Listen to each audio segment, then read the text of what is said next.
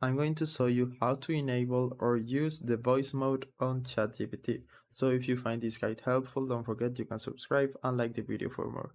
So this is very easy. All you need to do is log into your ChatGPT account, and right here you will see this option to use the voice mode.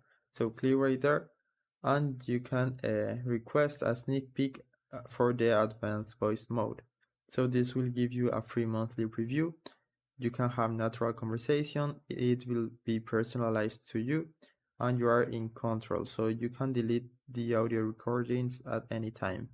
So click on continue, select the voice you want. So there are different type of voices and moods you can choose, and then start a new chat. This will ask you for permissions to use your microphone, so I'm gonna allow this time. And now if I mute myself, I will be having a conversation with ChatGPT. So that's it.